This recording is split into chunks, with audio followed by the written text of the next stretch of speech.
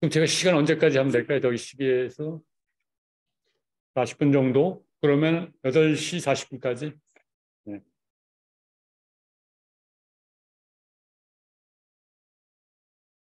지금 하면 될까요? 네.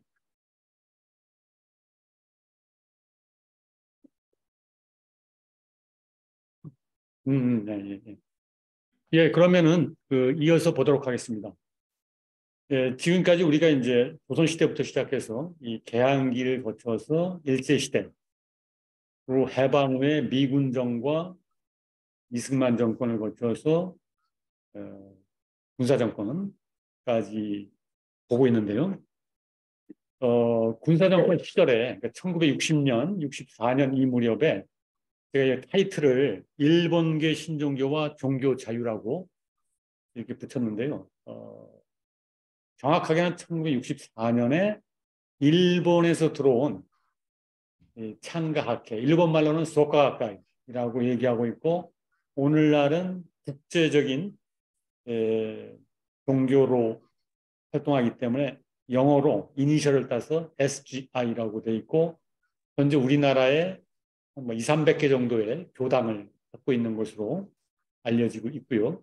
또 이쪽에 의하면은 지금 신자 수가 우리나라에만 최소한 100만 명에서 200만 명이 됩니다. 이렇게 공식 발표를 그쪽에서 하고 있고요. 천리교보다도 신자 수 훨씬 더 많은. 근데 이 사람들이 인구 센서스 종교 통계할 때 어디다 동그라미를 치느냐. 여러분도 아시다시피 10년에 한 번씩 통계청에서 종교 조사할 때 뭐 개신교, 천주교, 불교, 그다음에 천도교, 대종교, 그다음에 증산교니 대수 이렇게 나가다가 기타 종교 있거든요. 근데 바로 이 보통 남미호랭교교라고 알려져 있는 이 창가학회 신자들은 기타 종교에다가 바로 자신들의 이름인 창가학회를 쓰거나, 근데 그런 사람보다는 대다수가 불교에다 동그라미. 그래서 실제 우리나라 통계청 나온 불교 신자 중에는 이 사람들이 큰 비중을 차지하고 있다. 그게 지금 파악이 안 되고 있다라고 일부 학자들은 문제를 제기하고 있는 상황입니다. 이 사람들이 공식적으로 발표한. 그리고 그걸 학자들이 객관적으로 관찰을 할 때 보더라도 이들이 여러 가지 갖고 있는 어떤 신문이라든지 언론이라든지 교당수라든지 등등 하면 그게 결코 완전히 허위라고는 얘기할 수 없는 이런 거로 이제 대충 인정이 되고 있습니다. 근데 어떻든 우리나라에서는 이렇게 교사가 큼에도 불구하고 민족 감정이 들어갔는지 창가학회를 독자적인 종교의 이름으로 거기에 써놓지 않는. 그래서 그거는 뭐 그런 맥락 잠시 언급을 좀 했고요. 근데 어떻든 이런 종교가 이제 창가학회인데 1964년이면 5.16이 일어나고 나서 박정희가 민정이양을 약속했다가 스스로 대통령을 나와서 63년에 대통령이 되죠. 그리고 64년이면 이제 한일 국교화 정상화 이걸 시도하는 있던 시점이었거든요. 근데 그 당시 뭐 학생 지식인들이 한일 국교화 정상화 반대, 구력 외교 반대 이게 엄청났거든요. 그래서 저는 이 부분은 그 맨 밑에 나와 있는 조성이라고 하는 이 사회학, 종교사회학자가 연구한 그 외색 종교라고 하는 논문이 있는데 또 나중에 책도 하나 나왔는데 요거에 주로 근거해서 오늘 요 부분을 작성을 했는데요. 이때 이 국가 쪽에서 이 창가학회를 일종의 희생양으로 잡았다. 이렇게 보는 거예요. 그러면서 내무부 치안국 정보과가 주도해서 이 창가학회를 반민족적이고 반국가적인 외색 종교로서 일본 정신을 한국인들에게 침투시키려고 하는 이런 식의 어떤 공포 분위기를 조성을 했다. 그러면서 문교부를 동원해서 당시에 이 종교심의회라는 게 열립니다. 그래서 여기 보면은 13명 정도의 전문가를 모셔가지고 과연 이 창가학회가 사교냐, 정치단체냐, 아니면 정말 종교단체냐, 이걸 판가름해달라. 이렇게 되는 거예요. 그래서 이때 서울 법대 교수도 들어가고, 그 다음에 천도교 대표도 한 명 들어가고요. 그 다음에 대종교 대표, 그 다음에 한 5명 정도가 불교계, 그 다음에 개신교 쪽에 한 또 몇 명, 이렇게 구성이 돼 있었거든요. 근데 회의 기록이 남아있는데, 제가 찾아봤는데 불교 쪽하고 개신교가 가장 강력하게 이쪽을 공격하는 겁니다. 이건 완전히 외색 종교로서 이거 허용했다가는 큰일 납니다. 그래서 이건 사교 뭐 이런 식으로 국가가 나서서 이거 해산시켜야 된다. 이렇게 주장을 했는데 천주교는 노코멘트. 우리는 발언 못하겠다. 이게 유사 종교인지 사교인지 정말 올바른 종교인지 우리는 노코멘트 하겠다. 이렇게 나갔고 참석 자체를 거부했고 혼독의 대표는 왔는데 회의록에 발언을 안 한 겁니다. 상식적으로 보면 천도교는 민족 종교적인 당시에 대종교도 근데 의외로 일본 종교인데 거의 발언을 안 합니다. 불교, 개신교. 불교는 자기네 그거를 사실은 토대, 굉장히 경계할 수밖에 없는. 왜냐하면 불교 기반의 신종교니까.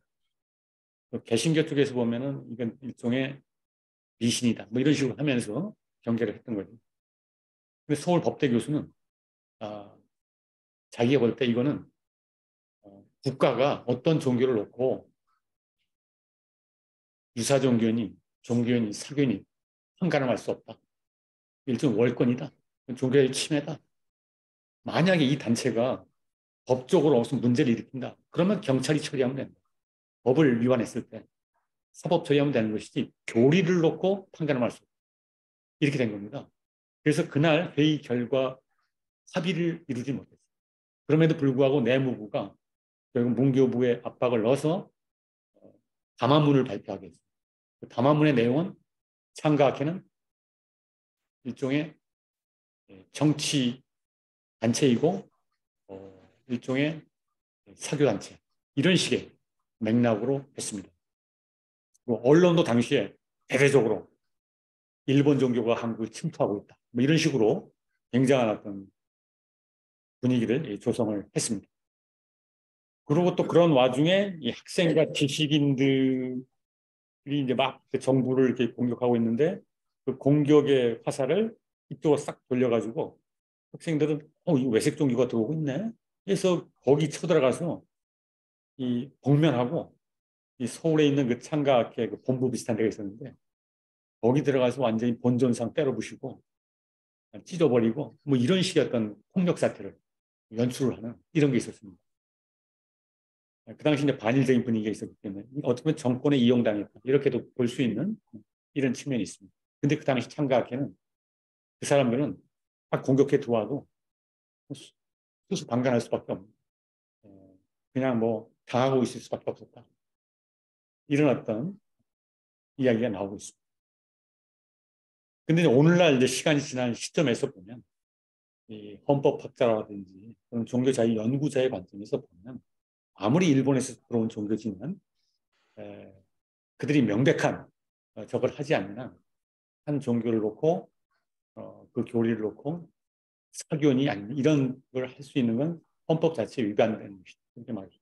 만약에 외국에서 들어왔기 때문에 문제 삼는다면 기독교도 외국에서 들어온 거고 불교도 외국에서 들어온 건데 사실 이 당시 창가학회에서 그런 주장까지 했다는 거예요. 그래서 어떻든 이게 바로 이제 오늘 우리가 살피고 있는 종교 자유라고 하는 문제에서 이 문제를 우리가 한번 다시 기억할 필요가 있는 이런 사례가 되겠습니다. 그래서 이 조성윤이라고 하는 연구자는 이걸 일종의 국가폭력이었다. 인권 침해였다. 이렇게 얘기하고 있습니다. 네, 다음에 군사정권 시절에 또 종교 자유와 관련해서 등장한 이슈 중에 하나가 제가 선교의 자유라고 타이틀을 걸었는데 선교의 자유는 넓은 의미의 종교의 자유의 한 부분에 해당이 되겠죠.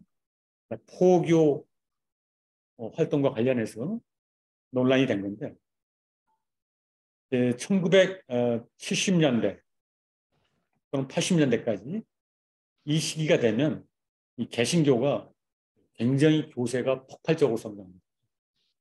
그래서 어떤 말까지 있었냐면 1970, 80년대에는 낮다 하면 불이요, 섰다 하면 교회.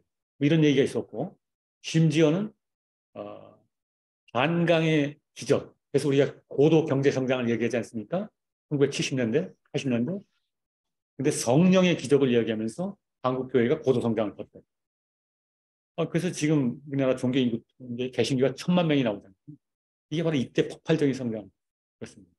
양적인 성장을 했는데 그 개신교는 이 보수와 진보로 갈라져 있어요. 그래서 보수 쪽은 계속 교세 성장, 전도하는 이쪽에 주력하는 겁니다. 교회 세우고.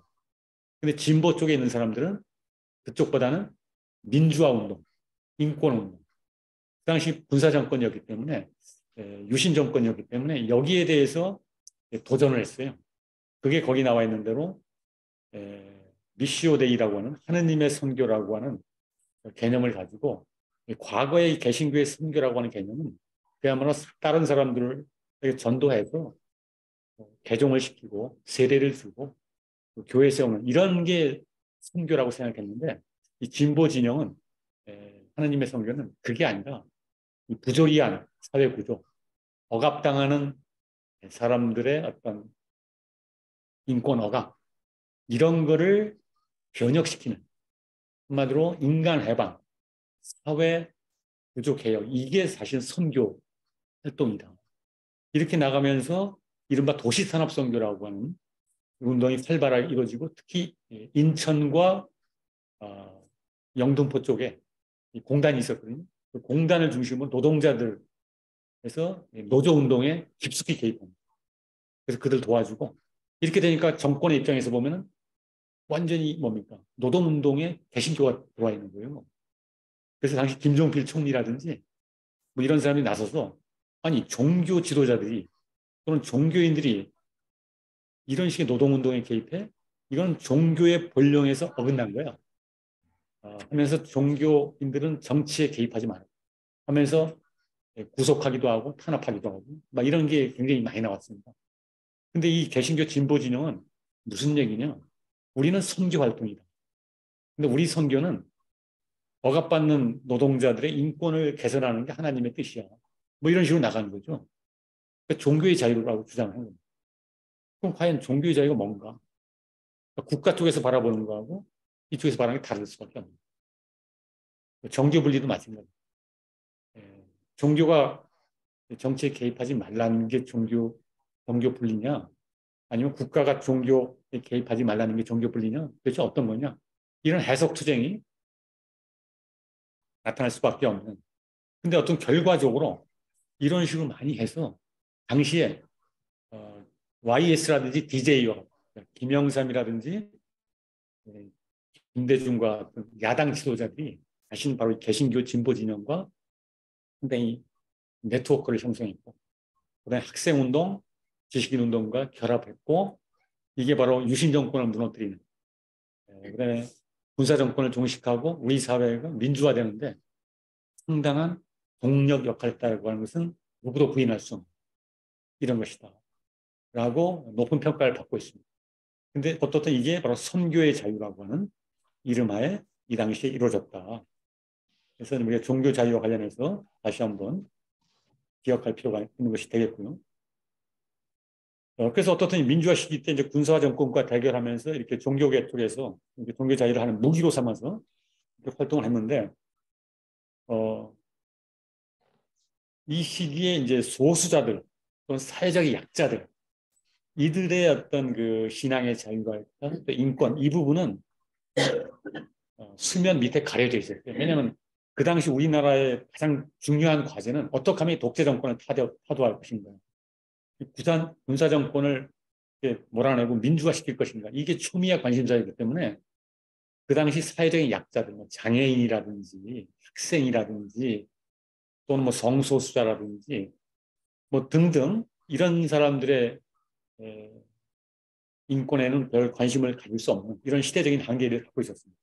그러다가 민주화가 되면서 이 문제가 이제 본격적으로 수면 위로 올라오고 그냥 이제 큰 문제는 해결이 됐으니까 이제 좀 미시적인 문제들, 일상에 걸쳐 있는 이런 쪽에 관련된 종교자의 문제가 몇 가지가 있어요. 그래서 제가 이제 앞으로 남은 시간 동안에는 한 대여섯 가지 정도 되는 그런 것들을 좀 간략간략하게 소개하는 방식으로 하도록 하겠습니다. 그중에 첫 번째가 뭐 여러분이 너무나 잘 알고 있는 것인데요.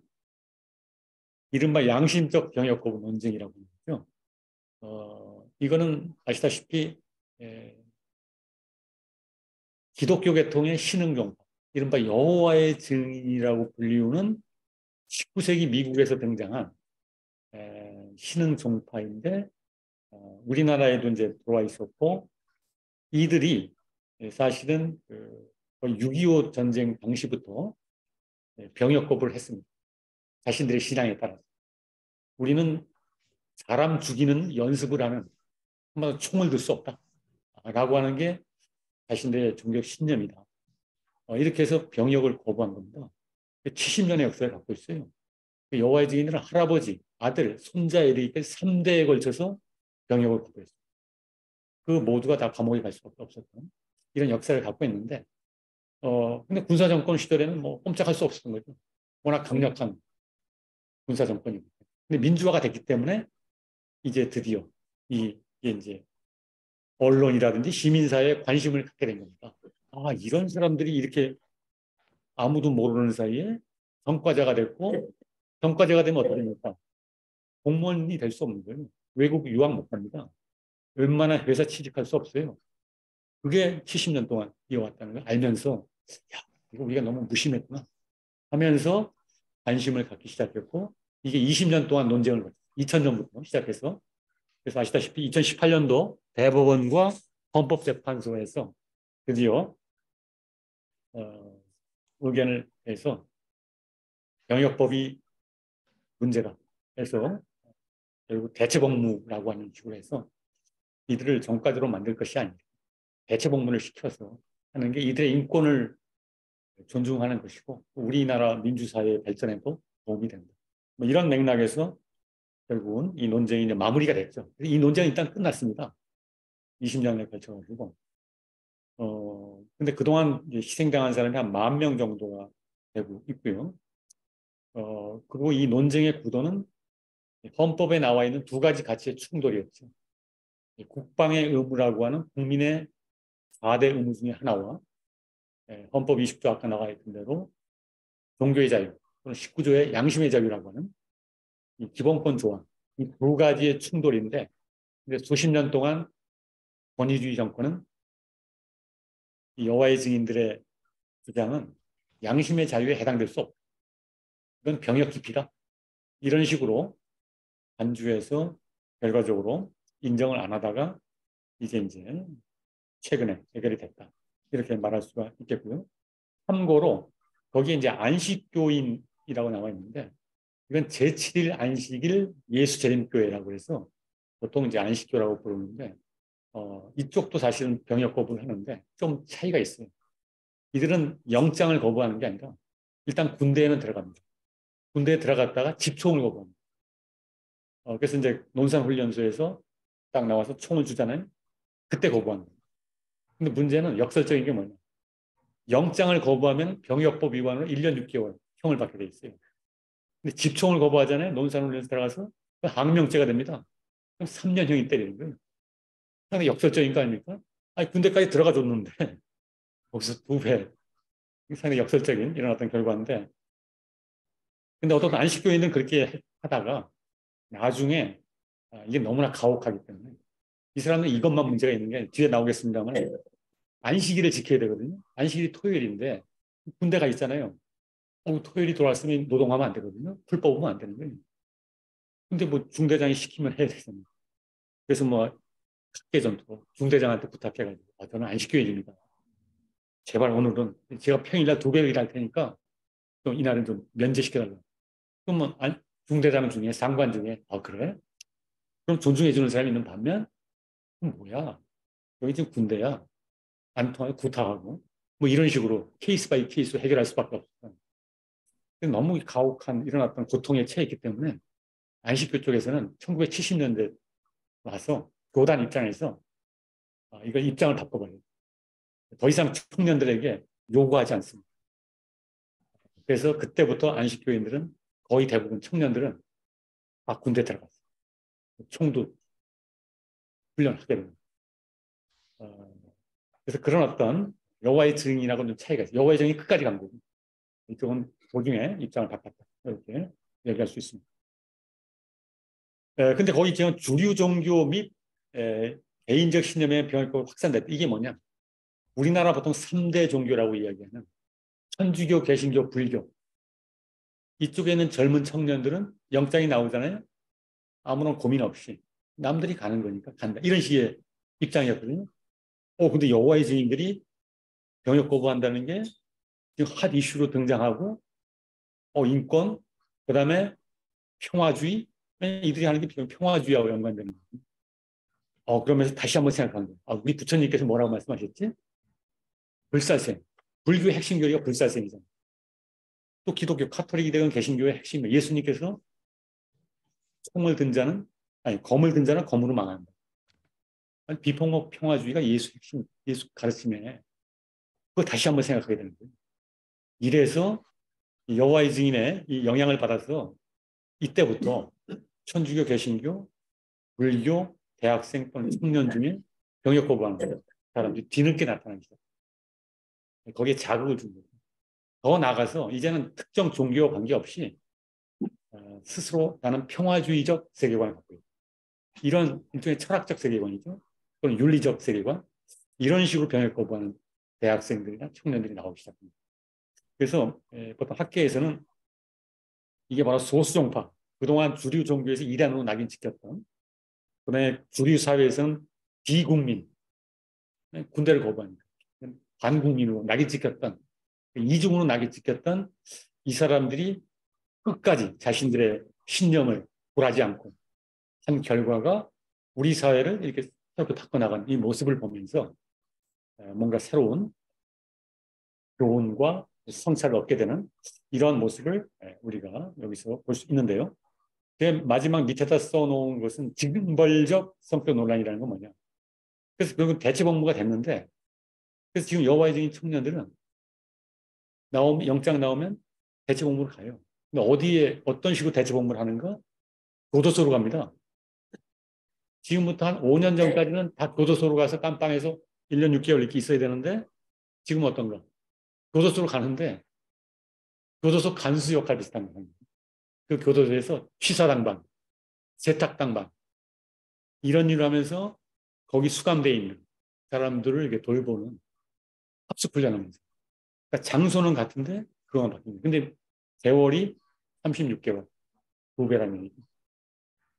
근데 다른 나라들도 이거 비슷한 걸 하는데 다른 나라들은 이게 36개월 안 하고 2배로 안 하고 거의 같은 기간으로 하거나 한 정도만. 그래서 세계 인권단체들은 한국에서 이렇게 2배로 하는 거는 보복적 성격이 있다. 마지못해 지금 이네들 대체복무를 시켜준 건데 국방부의 쪽에서는 또 사실 이거 양심적 병역 거부에 대해서 용납 못하는 사람 지금도 많거든요. 특혜를 준다 이렇게 생각하는 사람 많아요 지금도. 그게 군대 갔다 온 사람 중에.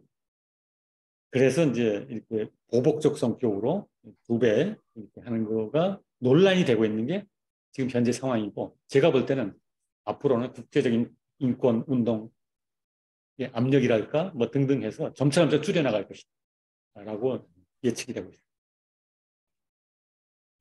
그 다음에 이제 또 한 가지, 민주화 이후에 우리 사회를 뜨겁게 달궜던 종교자유 이슈가 뭐냐면, 앞에 게 군대와 관계된 거라면 이번에 학교와 관계된 거예요.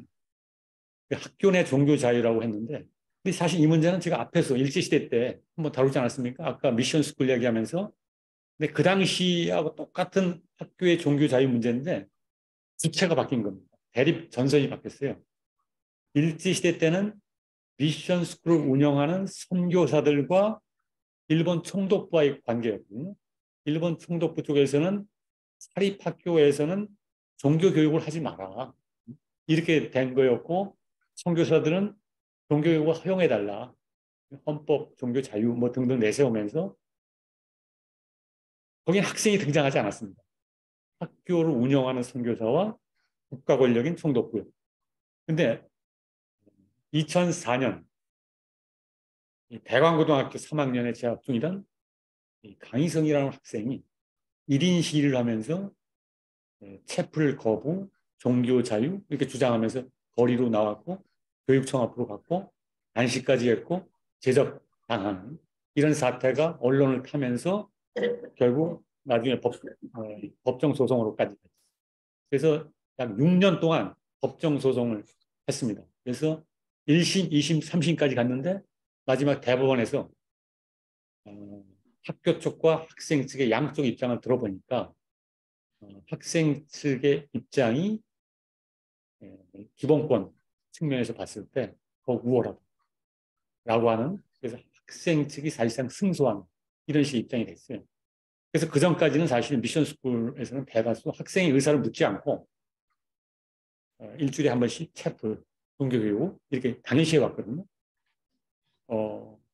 근데 이제 그 전까지는 학생도 그렇고 학부모도 입시 체제 아닙니까? 거기에 신경 안 쓸 거죠. 그냥 대학 가는 게 목표니까. 근데 사회가 민주화되니까 학생들 중에서도 아니 내가 강제로 체포를 해. 나 기독교인이 아닌데 내가 왜 예배 찬송에 참석하고 이래야 돼? 거기에 대한 의식이 막 나타나기 시작합니다. 그 학생의 권리 아닌가? 이거 헌법이 보장하는 권리 아닌가? 여기 사진에도 제가 올려놨습니다만 이래서 이런 사건이 터진 거죠. 그다음에 이제 시민사회도 학생 인권을 강조하기 시작했고 이렇게 이제 결론이 간 겁니다. 근데 이게 이렇게 될 수밖에 없었던 이유가 아시다시피 우리나라 교육제도가 평준화 제도라는 게 있어요. 평준화 제도.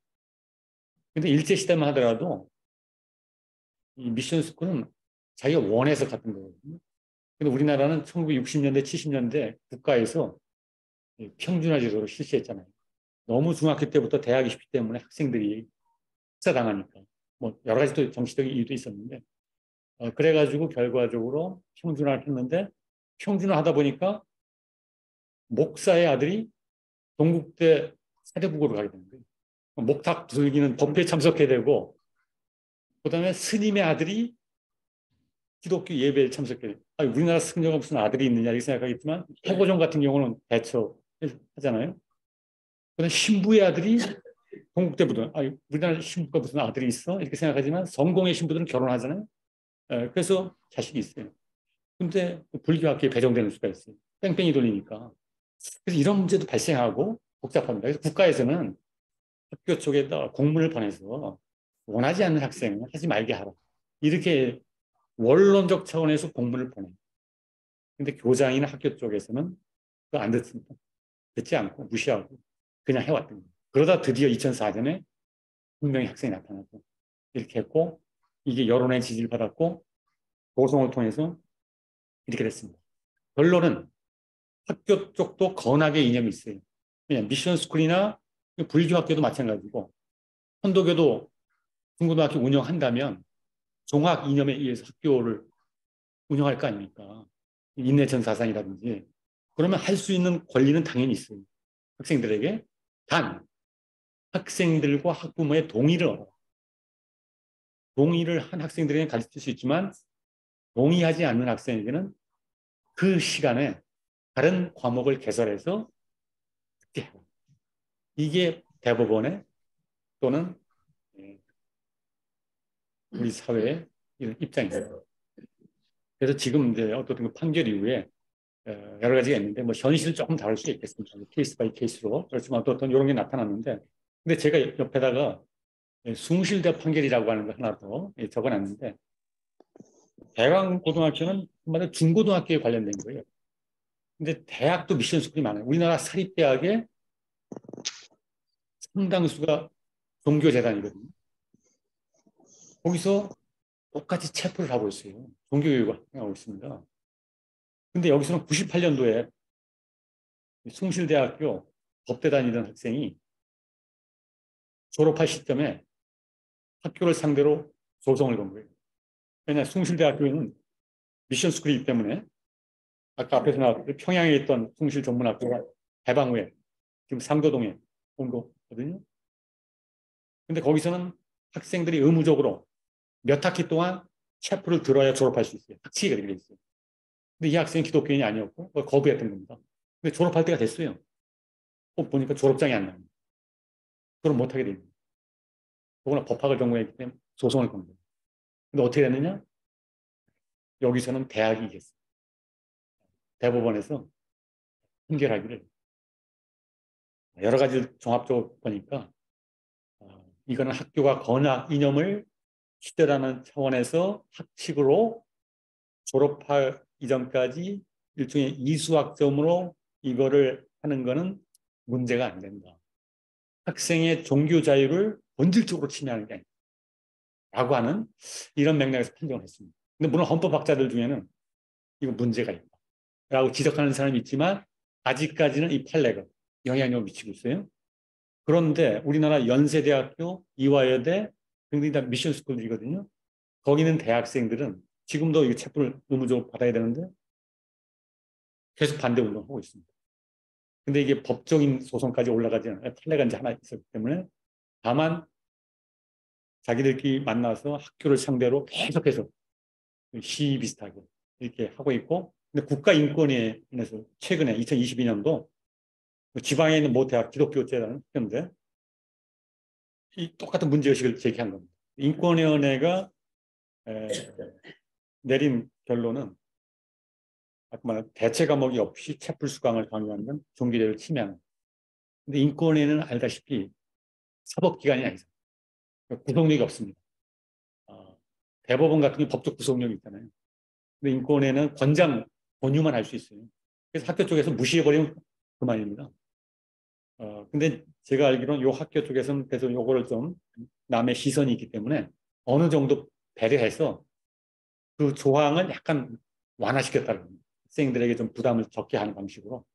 그렇다고 해서 완전히 제거하지 않고, 이런 사태가 어떤 학교에서 종교자의 문제로 등장합니다. 그렇게 말할 수 있고요. 그 다음에 이제 관련해서 이 한 가지 더 국가고시와 종교자인데요. 이것도 혹시 아시는 분도 있을 텐데, 우리나라의 과거에 사법고시부터 시작해서 뭐 외무고시 등등 모든 고시는 다 일요일 날 해요. 하는 이유가 있었죠. 왜냐하면 일요일 날 돼야 직장인들이라든지 이런 사람들이 회사 안 가고 시험 볼 수 있습니다. 그 다음에 건물을 빌리려면 중고등학교 건물을 빌려야 되거든요. 대규모 사람들이 함께 응시하려면은 그래서 중고등학교는 일요일 날 쉬니까. 그래서 이런 여러 행정적 편의 때문에 일요일을 해왔는데 우리나라 기독교인들이 많다 보니 또 독실한 학생들 중에는 나 일요일 날 예배 드리러 가야 되는데 이 국가고시 이거 어떻게 해야 되느냐. 갈등이 생기는 거죠. 그래서 이거를 이제 헌법소원을 했는데 결국 국가에서는 2000년도쯤에 판결이 나왔는데 학생의 이 법적인 이 종교 자유를 보장할 때 나오는 법익보다는 여러 가지 공적인 이익 그게 더 크기 때문에 인정할 수 없다. 이렇게 나오다가 주 5일제가 시행이 됐잖아요. 그러면서 자동적으로 해결이 좀 됐죠. 그래서 이제 토요일로 많은 국가고시가 자격시험 이런 게 이제 옮겨지면서 해소가 됐는데 제가 그 헌법소원 처음에 나왔을 때 불교계하고 천주교가 평행실시를 반대했다. 이 이야기는 뭐냐면은 개신교 쪽에서는 일요일을 하지 말고 토요일이나 다른 요일에 하라는데 불교는 사실은 집회가 요즘 뭐 도심포교당은 일요일 날 법회를 하는 경우도 있지만 전통적으로 일요일이 별로 중요하지 않습니다. 일주일 단위의 사고방식이 아니기 때문에 그래서 별로 이거는 특정 종교를 혜택을 주는 거다. 뭐 이런 식의 관점이 밑에 좀 깔려 있었고 천주교 같은 경우는 특전 미사라고 하는 게 있어요. 그래서 일요일 날 미사를 보지만 그걸 대체하는 게 토요일 날 저녁 하면 대신 일요일 날 안 해도 되거든요. 그러면 사법고시 볼 천주교인이라면 국가가 지금 여러 가지 시설적 행정적 이유 때문에 일요일 날 불가피하게 하니까 우리가 그걸 이해하고 토요일 날 저녁에 대신 특전 미사로 하면 되지 않느냐. 뭐 이런 식의 의견이 상당히 많았던 걸 좀 기억하고 있어요. 그래서 어떻든 같은 큰 종교들이지만 이런 입장 차이가 약간 보였고요. 그 다음에 최근에 와서 여기 지금 맨 밑에 나와 있는 게 아까 나왔던 집총고부였던 안식교라고 하는 이건 일요일 날 예배를 보는 게 아니라 토요일 날 보는 그러니까 유대교도 토요일 날 하고 있지 갑자기 과거엔 괜찮은데 이쪽에 불똥이 튀어버린 거예요. 그래서 이쪽에서 이제 그래서 제가 오른쪽에 지금 사진 올려놓은 게 이런 겁니다. 그래서 요즘은 평일 시험도 꽤 많아요. 어떻든 이런 그래서 어떻든 가급적이면은 이 종교인들 다 이렇게 고려해서 배려해서 해결하면 제일 좋겠죠. 근데 이게 쉽지는 않죠. 그건 여러 가지 조율이 필요할 것 같습니다.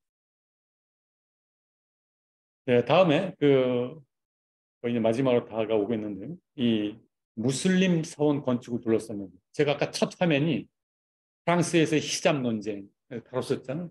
근데 유럽에서는 바로 이 무슬림, 이슬람하고의 갈등 관계 중에 또 하나가 이슬람 사원 건축과 관련해서도 논쟁이 많습니다. 예를 들면 스위스 같은 경우 이슬람 그러니까 무슬림들이 이주해 와서 거기다가 이제 무슬림 사원을 세우려 그러면 뭐 첨탑 같은 것도 세워야 되고 말하는데 그거에 대해서 반대하는 이런 게 많아요. 그래서 거기 이제 갈등이 있는데 우리나라에 또 유사한 게 지금 나타나는 거예요. 최근에 제가 어제까지도 계속 인터넷 추적을 해봤는데 지금도 현재 진행형인데 대구에서 경북대학교 있지 않습니까? 경북대학교 근처에 한 150명 정도가 이슬람, 무슬림 유학생이 있어요. 그래서 이들은 금요일마다 사실은 예배드리잖아요. 그러니까 이슬람은 금요일이 예배일이고 유대교는 토요일이 예배일이고 기독교는 일요일이잖아요. 그래서 금토일 그러니까 유일신종교 세 종교가 이렇게 하나씩 나눠갖고 있어요. 근데 이들은 금요일 날만 예배드리는 게 아니라 하루에도 5번씩 기도하는 이게 사실은 정통 이슬람이잖아요. 아침부터 밤까지. 근데 이들이 대학생이고 유학생이고 그래서 처음에는 어떤 주택을 빌려가지고 이렇게 하다가 학생 수가 좀 늘어나고 뭔가 좀 이렇게 하나 이슬람 정식으로 시설이 필요한 그래서 이제 허가를 얻어서 공사를 막 하고 있는 와중에 그 살고 있는 사람들이 반대하는 운동을 이렇게 이제 해서 이제 갈등이 벌어졌고 그 플랜카드에 나와 있는 대로 지금 양측이 아주 첨예하게 갈등을 이제 벌이고 있고 해외에서도 좀 주목하고 있고 인권단체들도 관심을 갖고 있어요. 양쪽의 입장은 명확하게 나와 있죠. 그 왼쪽에 있는 이쪽 사람들은 여기도 여러 가지 입장이 있는데 좀 기본 베이스가 좀 무슬림에 대한 그러니까 유럽에서는 아까 뭐 히잡 논쟁도 여러 가지 맥락이 있습니다만 이때 이슬람에 대한 두려움 보통 이슬람 포비아라고 보통 이야기하는데요. 보이지 않는 인종차별 뭐 이런 것들이 사실 좀 밑에 좀 깔려 있습니다. 저변에 서구인들이 우리나라에도 사실 그게 아주 없다고는 얘기할 수 없어요. 또 사실 기독교하고 관계도 좀 미묘한 게 있고 그래서 그런 부분들이 사실 좀 밑에 좀 깔리고 또 여러 가지 문제가 중첩이 되면서 어떻든 이걸 반대하는 이런 쪽으로 좀 나오고 있고 오른쪽 같은 경우는 인권단체라든지 무슬림 쪽은 어, 그야말로 우리도 여기 이제 소수 집단으로서 외롭게 객지에 와서 생활하면서 우리가 믿고 할 수 있는 건 여러분들도 어떤 해외에 나가게 되면 객지에 가면 좀 외롭잖아요. 그럼 종교라고 하는 게 굉장히 중요한 역할을 해주는 거거든요. 그래서 이들도 이렇게 해서 하는데 이걸 왜 막느냐 하면서 법적으로는 종교의 자유를 주장하고 이슬람 혐오를 중단해라. 문화 다양성 보장하라. 이렇게 되고 그래서 우리나라 인권단체들이 여기 서포트를 하고 있는 이런 상황으로 전개가 되고 있다. 이렇게 이야기할 수 있을 것 같습니다. 예, 그 다음에 여기 나와 있는 거는 요거 조금 시간이 흘렀습니다만은 널리 알려진 사건이죠. 어, 당시 서울시장이던 그 이명박 대통령이 이 사람 독실한 또 개신교 보수적인 신앙을 갖고 있는데 공직자인데 너무 이 종교적인 색깔을 공적인 영역에서 드러냈다. 그래서 시민단체하고 특히 불교 쪽에서 문제를 삼아가지고 또 소송을 걸었습니다. 근데 결국은 이 소송을 건 쪽이 패소는 했습니다만은 그때 판결할 때 시장으로서의 그 행동이 적절하지 못했다. 도의적인 차원에서 문제가 있다.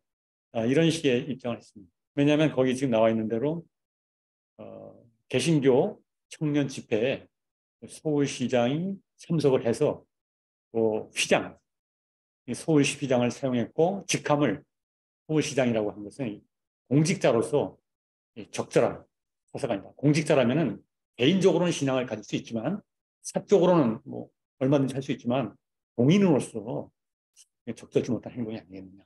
이런 어떤 논란이 있었고 이랬을 때 개신교 또 보수 쪽에서는 이거는 지나친 게 또 공직자의 종교 자유를 침해한 게 아니냐. 뭐 이런 식의 또 반론이 한편에서는 나왔습니다. 지금도 이 경계선을 놓고 논란이 벌어지고 있습니다. 연장선상에서 마지막 토픽이 되겠습니다.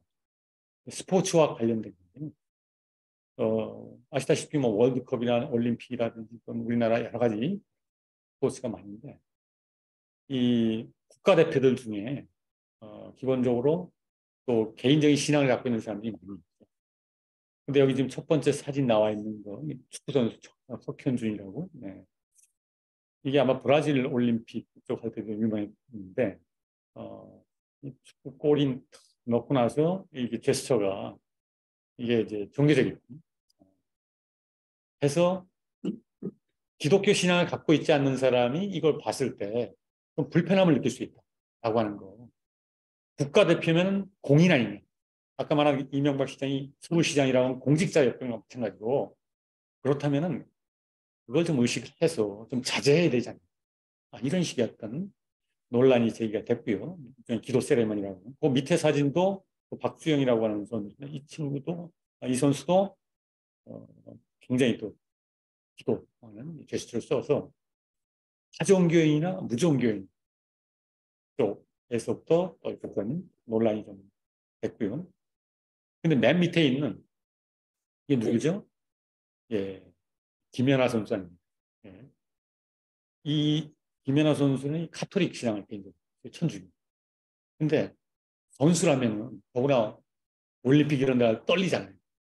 그때 신앙심이 중요하잖아요. 아마 천도교님도 아마 어떤 중요한 점을 개인적으로 할 때는 신고를 한다든지 이런 식으로 할 거 아니겠습니까? 자기 마음을 다듬기 위해서 기도를 하고. 이 김연아 선수는 남들이 알아보지 못할 정도 이 십자가 성호 걷는 거 있잖아요. 지금 이 자세가 거의 못 알아볼 정도 아닙니까? 그러니까 슬쩍 이렇게 하면서 나오는 거예요. 자기 스스로 다짐을 하는 거죠. 신앙적으로. 이 정도의 매너는 지켜야 되잖아요. 라고 하는 게 당시 이 논란에 나온 겁니다. 개신교 쪽은 너무 좀 지나치다. 타종교인, 무종교는 배려하지 않는다. 근데 제가 볼 때 이건 법적인 소송으로 갈 정도는 아니에요. 그래서 이런 건이 법적으로 가는 경우는 크게 듭니다. 미국 같은 경우 간혹 나오는데 그거는 어떤 축구 코치가 공립학교 그 축구단의 코치가 게임이 딱 시작하거나 끝나기 전에 학생들 다 몰아놓고 함께 기도회를 시작하는 거예요. 이거는 법정이 소송. 학생들을 거의 의무적으로 하기 때문에 그래서 소송이 걸리는데, 근데 이 정도들은 뭐 개인적으로 하기 때문에 법정 소송보다는 제가 그래서 마지막에 법적 규제로 풀 문제가 아니라 역지사지라고 하는 거. 한마디로 이 민주사회, 다양한 종교가 공존하는 사회에서는 상대방을 좀 배려하는, 상대방이 봤을 때 내 이 행동이 나는 종교의 자유 내지는 어떤 종교성의 표현이지만 이 공공의 장소에서 할 때 좀 한쪽에서 불쾌하거나 이렇다면 내가 좀 자제해야 되잖아요.